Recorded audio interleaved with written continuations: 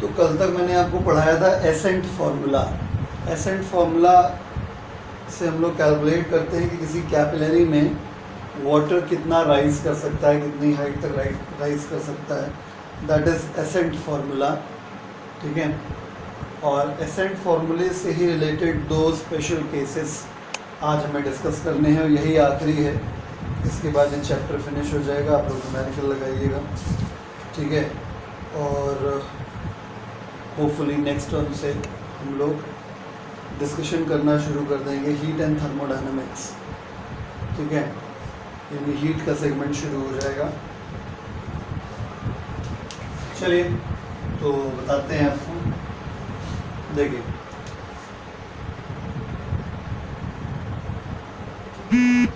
सबसे पहला केस है कि rise of liquid in a capillary tube of insufficient height. Rising of liquid in a capillary tube of insufficient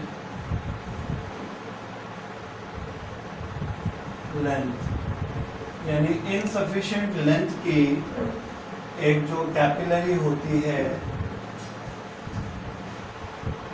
insufficient length की जो एक capillary होती है, तो उसमें क्या पानी बाहर आ जाएगा।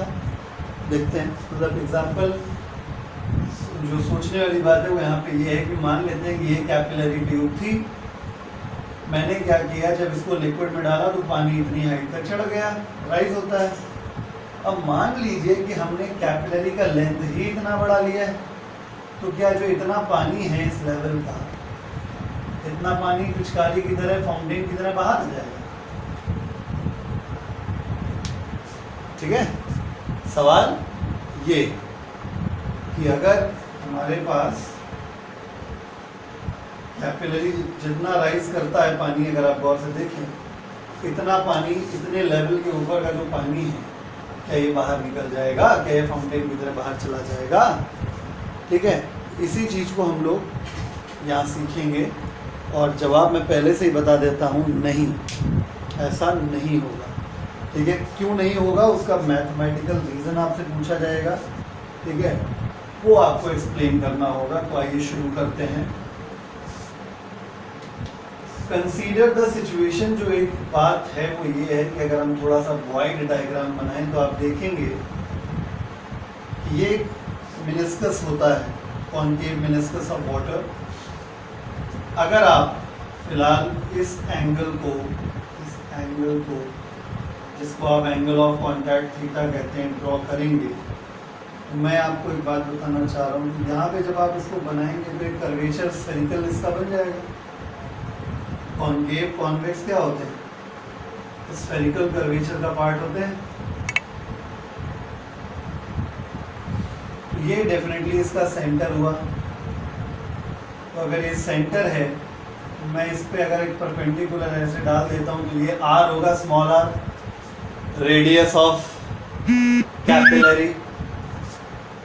अगर मैं यहाँ से एक रेडियस ड्रॉ कर देता हूँ ऐसे आर, तो अगर आप थोड़ी सी मैथ्स लगा लेंगे तो बेटर रहेगा, नहीं लगाएंगे तो भी कोई बात नहीं है।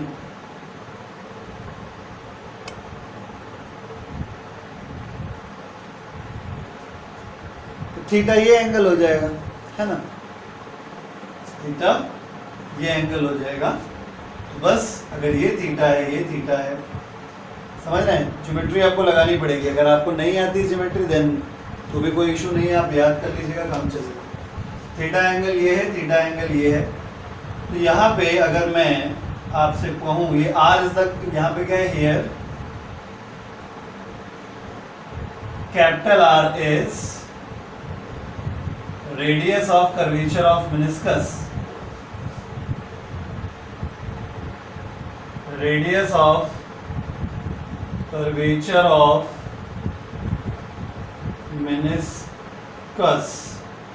ठीक है, आप इसको अगर O कह दें, इसको A कह दें, इसको B कह दें, इन ट्रायंगल OAB हम ले सकते हैं cos थीटा क्योंकि हमें बेस पता है स्मॉल आर और हाइपोटेन्यूज पता है capital R. cos theta is equal to base upon hypotenuse. इस प्रकार से ये cos थीटा की वैल्यू हो गई। पुटिंग दिस वैल्यू, अभी आप समझिएगा, पुटिंग, अभी आपको समझ में नहीं आ रहा होगा कि हम ये सब क्यों कर रहे हैं, अभी आपको थोड़ी देर में समझ में आएगा। पुटिंग दिस वैल्यू इन किस फॉर्मूले में, ascent formula h is equal to 2t cos theta upon r rho g। ठीक है, आप cos थीटा की वैल्यू उठा के यहाँ पे प्लेस कर दीजिएगा ऐसे, इसलिए we got h is equal to 2t upon r rho g, और cos थीटा की जगह small r upon capital R, r से r कैंसिल। तो यहाँ पे अगर देखा जाए h और r ये दो चीजें वेरिएबल होती हैं। मतलब होता क्या है, ये जो मिनिस्कस है ना, इसका शेप एडजस्टेबल होता है। जो चीज आपको नहीं पता थी वो मैं बता रहा हूँ, जिस कारण से फाउंटेन की तरह बाहर पानी नहीं निकलता। देखिए h इंटू आर बराबर 2 कांस्टेंट, t लिक्विड का surface tension constant, rho density constant, g acceleration due to gravity constant. यानी कहने का मतलब ये हुआ दैट इज कि हाइट, यानी अगर मैं इसको लिक्विड सरफेस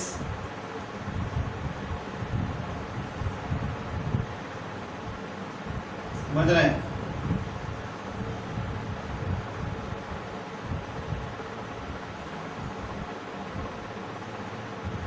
अगर हम इसको ये माने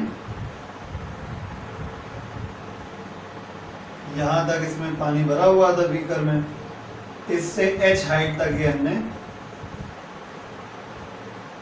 लिक्विड उठ रखा है। तो h और r का कॉम्बिनेशन यानी प्रोडक्ट ये हमेशा कांस्टेंट रहता है। यानी कहने का तात्पर्य आप समझ रहे हैं, कहने का तात्पर्य ये है कि h is inversely proportional to r। यानी अगर आपने कम हाइट का कैपिलरी लिया, कम लेंथ का कैपिलरी लिया, तो r का वैल्यू बढ़ने लगेगा। मतलब ये जो अभी आप इतना समझ गए, ठीक है। अब आपको मैं डायग्राम में समझाता हूँ ये क्या हो रहा है। मैथमेटिकल रीजनिंग तो ये हो गई, अब डायग्राम में समझिए, उसके बाद बस स्टेटमेंट लिख देंगे, ठीक है।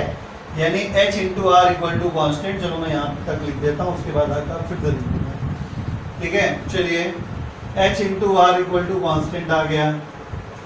h into are equal to constant का मतलब h into R is equal to constant होने का क्या मतलब है, कांस्टेंट होने का मतलब है h बराबर कांस्टेंट अपॉन r। कांस्टेंट हटाएंगे, इक्वल जगह प्रोपोर्शनलिटी आ जाएगा, यानी h प्रोपोर्शनल 1 अपॉन r, ठीक है, and h proportional 1 upon r। मतलब दो बार क्यों लिखा है कि अगर आपने कम हाइट का कैपिलरी लिया तो r की वैल्यू बढ़ेगी, ठीक है, और आपने ज्यादा हाइट का कैपिलरी लिया तो r की वैल्यू और घटेगी। r बड़ा r का क्या मतलब होता है, कर्वेचर ऐसे से ऐसे हो जाना। मतलब जब ये कर्वेचर ऐसे होगा तो रेडियस कम होगी, आप खुद देखिए। तो जब ये कर्वेचर ऐसे हो जाएगा, ठीक है, और फैल जाएगा कर्वेचर, तो ये और बड़ा हो जाएगा, तो रेडियस और बड़ी हो जाएगी। आप समझ पा रहे हैं मैं क्या कह रहा हूँ। r कम और r ज्यादा का क्या मीनिंग है। r कम का मीनिंग कर्वेचर और आपको डीप दिखने लगेगा, ठीक है, और r ज्यादा का मतलब कर्वेचर आपको और फ्लैटन दिखने लगेगा। मैं ये समझाना चाह रहा हूँ। मतलब ये है कि जब आप, ठीक है, जब आप कम हाइट का कैपिलरी लेंगे तो r बढ़ जाएगा। तो ये जो अवेलेबल स्पेस है, अब मैं इसमें शीशा लेकर बचाने जा रहा हूँ, ध्यान से देखिए। डायग्राम आप बना चुके होंगे अभी तक, थोड़ा समझिए।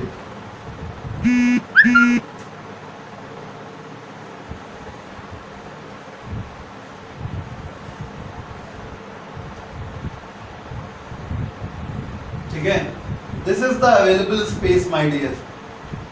जब आप h कम लेते हैं, जब आप हाइट कम लेते हैं, ठीक है, अब इसको भी मिटा रहा हूँ, यहाँ तक भी लिख लिया होगा, ठीक है, मतलब कहाँ तक लिखना है, समझ गए ना, ऐसे कर लीजिए, ये समझ में आ गया। यहाँ तक लिखने के बाद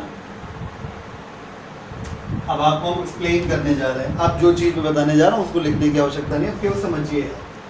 मतलब ये है कि अगर आपने हाइट कम ले लिया तो ये जो चीज़ है वो, और अब ये अभी स्पेस अवेलेबल है, इतना स्पेस मान लेते हैं अभी अवेलेबल है, ठीक है।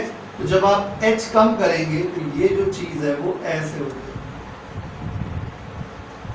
यानी कि ये जो आपका अवेलेबल स्पेस था वो यूटिलाइज हो गया, इतना स्पेस यूटिलाइज हो गया।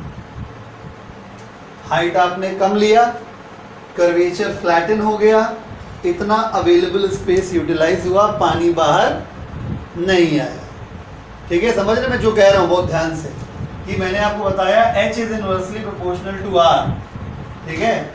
आप h कम ले लेंगे, r ज्यादा हो जाएगा, कर्वेचर ऐसे से फ्लैटन होना शुरू हो जाएगा। आई बात समझ में? तो पहले कर्वेचर ज़्यादा डीप था, ज़्यादा कर्व था, फिर आपने h कम किया होगा तो ये थोड़ा सा फ्लैटन हो गया, थोड़ा सा कर्वेचर कम हो गया, ठीक है। तो इतना अवेलेबल स्पेस आप और कम करेंगे ये और फ्लैटन हो जाएगा, यानी और अवेलेबल स्पेस ये जो था ये भी यूज हो जाएगा। यानी देखिए कर्वेचर पहले इतना डीप था, फिर हल्का सा फ्लैट हुआ, फिर और फ्लैट हुआ, है ना। यानी आखिरी तक अल्टीमेटली जिस वक्त इतने के बराबर पानी का लेवल आ जाएगा उस समय का मतलब ये होगा उस समय आपकी कैपिलरी डूब चुकी होगी, ठीक है। इसको भी मैं डायग्राम से बता देता हूँ ना, ठीक है। मतलब ये होता है कि जैसे जैसे आप कम हाइट की कैपिलरी लेते हो वैसे वैसे मेनिस्कस का कर्वेचर बड़ा होता जाता है, ठीक है, यानी वो और फ्लैटन होता जाता है, यानी जो डीपर स्पेस अवेलेबल था वो यूटिलाइज होता चला जाता है। यानी कहने का मतलब ये है, मान लीजिए पहले आपके पास ये था व्यवस्था, ये डीपर था, आपने और थोड़ा छोटा ले लिया, ठीक है, ये थोड़ी डीपनेस कम हो गई इसकी, ठीक है। वो जब बिल्कुल ही यहाँ पे आ गए, पानी के लेवल के बराबर आ गए, उस वक्त ऐसे हो गया। मतलब आप बात समझ रहे हैं, ठीक। यानी कहने का मतलब ये है कि अगर आपने बढ़ा लिया तो थोड़ा साइज में ऐसा रहता है, फिर आप जैसे जैसे हाइट उसकी कम करते जाएंगे कैपिलरी की, एक वक्त ऐसा आएगा जब वो पानी के लेवल के बराबर आ जाएगा और तब कर्वेचर एकदम फ्लैट हो चुका होगा, ठीक है। तो मोटा मोटा मैंने आपको समझाने का प्रयास किया है। अल्टीमेटली बस आप ये समझिए कि अगर आप कम हाइट की कैपिलरी लेते हैं तो वो जो अवेलेबल स्पेस होता है मेनिस्कस के अंदर उसको यूटिलाइज करता है, और तब तक यूटिलाइज होता है जब तक कैपिलरी पूरी पानी में डूब नहीं जाती। यानी जिस वक्त कैपिलरी का जो मेनिस्कस का जो अवेलेबल स्पेस जिस समय भर रहा होता है उस समय कैपिलरी का जो दूसरा मुंह है वो भी पानी के अंदर डूब रहा होता है, ठीक है। यानी किसी भी हालत में पानी एज अ फाउंटेन कैपिलरी से बाहर नहीं आने वाला, ये बात ध्यान में रखिएगा। तो स्टेटमेंट आया कि hence liquid will not emerge in the form of fountain from the upper end of a capillary tube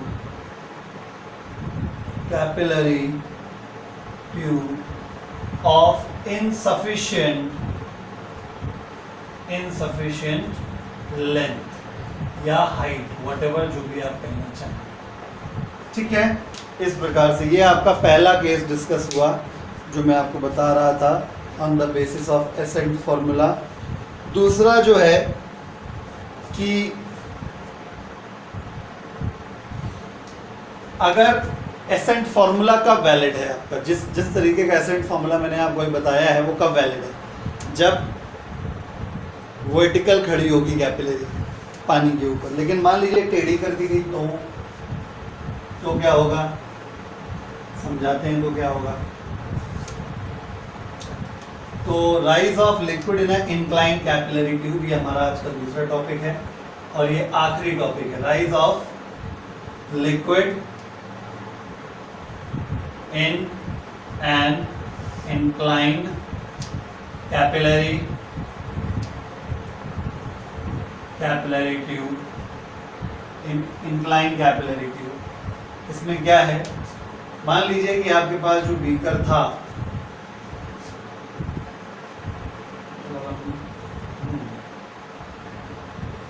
इसमें आपने कैपिलरी जो डाली थी वो ये हाइट की थी और इसमें इतनी हाइट तक पानी चढ़ गया था ऊपर।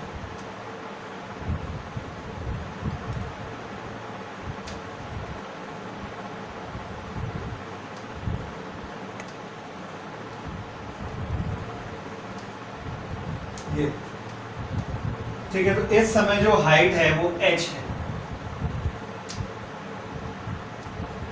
लिक्विड की डेंसिटी रो है, ग्रेविटी g है। तो यहाँ पे जो फॉर्मूला होगा हियर, जो एसेंट फॉर्मूला होगा h is equal to 2t cos theta upon r rho g, जहाँ पे थीटा क्या है, एंगल ऑफ कांटेक्ट है, समझ रहे हैं। अब मान लीजिए दूसरे फिगर में हम क्या शो कर रहे हैं कि हमने इसी कैपिलरी को अब अल्फा एंगल पे झुका दिया। कंसीडर द सिचुएशन, ये है केस 1 और ये रहा केस 2। अब हमने क्या किया, इस कैपिलरी को थोड़ा सा इंक्लाइन कर दिया।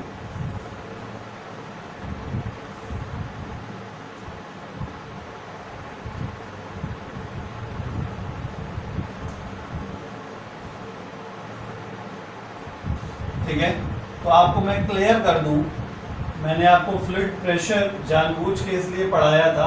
बाय द वे ये 2021 सिलेबस में फ्लूइड प्रेशर सिलेबस से हटाया जा चुका है, बट स्टिल मैंने आपको इसलिए पढ़ाया था क्योंकि बिना उसके पढ़ाए काम नहीं चलता है।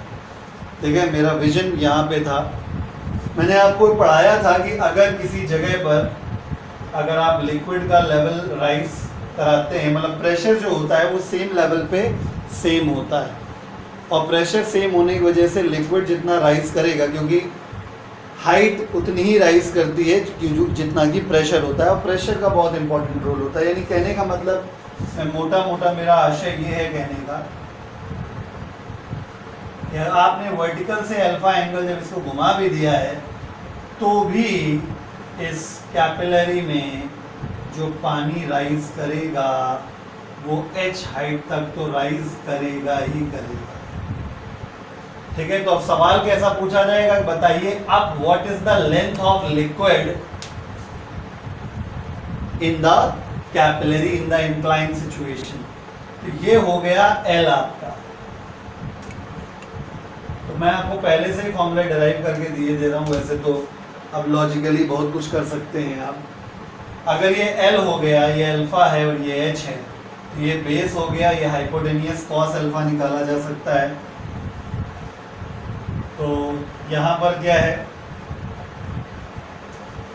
Cos alpha is equal to base h upon hypotenuse L। ये भी एक काम का फॉर्मूला है आपके लिए। अगर आपको अल्फा एंगल दे दिया जाए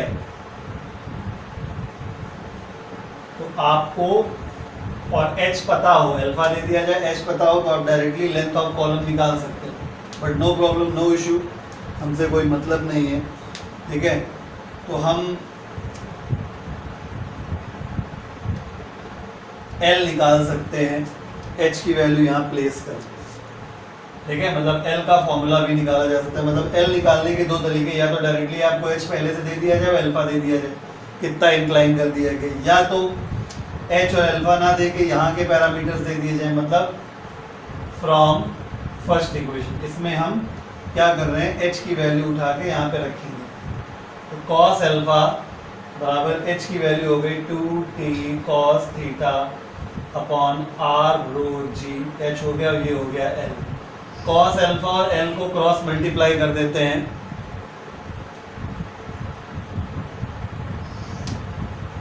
ठीक है। कॉस अल्फा और एल को क्रॉस मल्टीप्लाई कर देते तो l is equal to 2t cos theta upon r rho g cos alpha. ये भी एक फॉर्मूला हो गया, दो फॉर्मूले हो गए। ठीक है, अगर आपको h पहले से हाइट कितनी हाइट निकली हुई है और अल्फा दे दिया जाए कितना इंक्लाइन किया गया कैपिलरी को, तो इन दोनों को यूज़ करके आप एल कैलकुलेट कर सकते हैं, पहली बात। दूसरी चीज़, आपको h ना दिया जाए डायरेक्टली, समझिए, h ना दे के बाकी सब कुछ दे दिया जाए, t, angle of contact, radius of capillary, density of liquid, gravity, सब दे दिया जाए तो भी आप एल निकाल सकते हैं, बशर्ते फॉर्मूला थोड़ा बड़ा वाला याद करना पड़ेगा। ठीक है, तो इस प्रकार से ये मैंने पूरा टॉपिक फिनिश किया आपके लिए। यहाँ से सरफेस टेंशन आपका फिनिश हो जाता है और इसी के साथ पूरी फ्लूइड मैकेनिक्स भी फिनिश हो जाती है।